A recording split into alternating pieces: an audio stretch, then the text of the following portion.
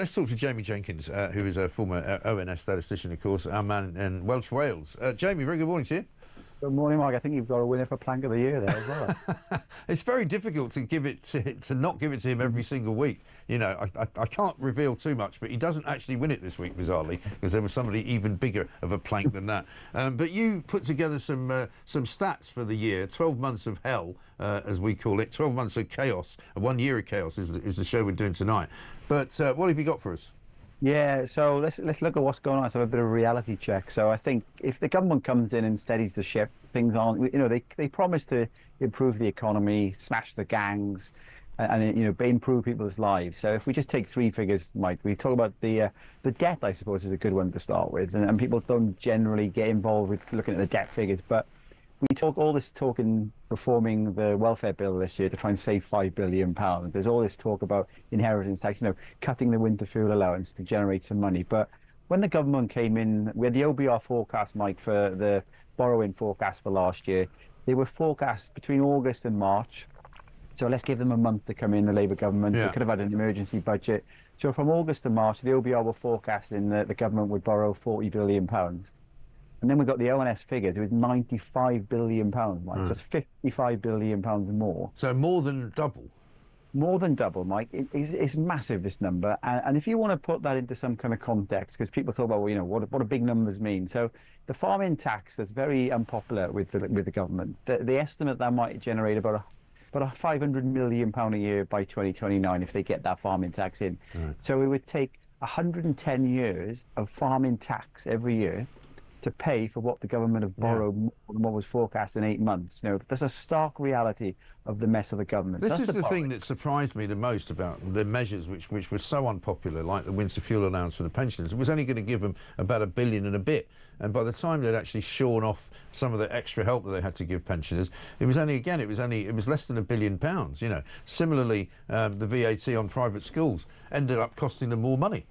Yeah, so tactically, all the policies that are unpopular, which has really tanked Keir Starmer's approval rating, which wasn't really great, because if you take back in before the election, Mike, there wasn't a massive endorsement for a Labour government. It was more a voting out of the Conservative government. Yeah. But all the policies that have been unpopular generally are not hitting the sides when you look at those borrowing figures. So that's the big thing. Borrowing's massively up under Labour. Then we take the employment market. So we're looking at payroll jobs here now, Mike. So we have seen an increase in self-employment jobs, but that could just be people doing Deliveroo, and we've seen those stories about, you know, asylum seekers and things. But take payroll employees, so people who are actually paying tax, got jobs, putting money into the exchequer. Compare June, the month before the election, to what we recently got now, 277,000 for Mike. In May, the most recent numbers, we've seen the biggest fall since before the lockdown. We had 110,000 fall. That's post Rachel Reeves' job tax.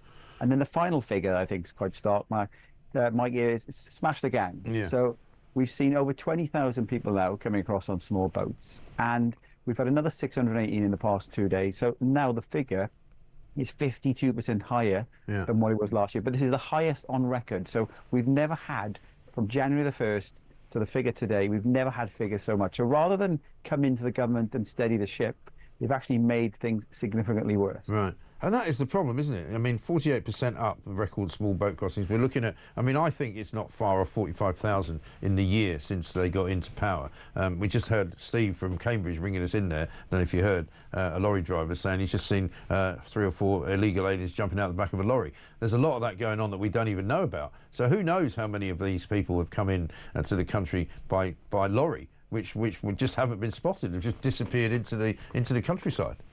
And there's bound to be those on small boats, Mike, because obviously the numbers that are reported are asylum seekers who are coming forward and then being put into the system to get all of this free accommodation, which is costing around £5 billion a year. But if you're a criminal gang, you know, you don't really want them in that system. You just want to get them into the country. So God knows how many are actually coming over onto the beaches and just going into the country without any processing at all, Mike. Yeah, so no, I'm sure there's loads of that. Probably higher. Well, because there's huge portions of the southeast coast, because I know it very well, because I'm down there every weekend pretty much, where you could literally just land a boat, you know, because it's that flat. You don't, you know, there's no problem. There's no cliffs. There's just beaches, you know, hundreds of miles of beaches that there's nobody on half the time.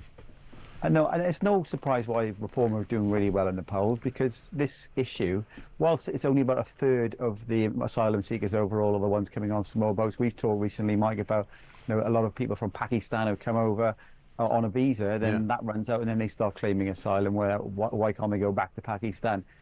This is front and centre. It's all over the news. We were talking about this many, many years ago, Mike, when the likes of BBC and ITV thought, we can't be touching that story.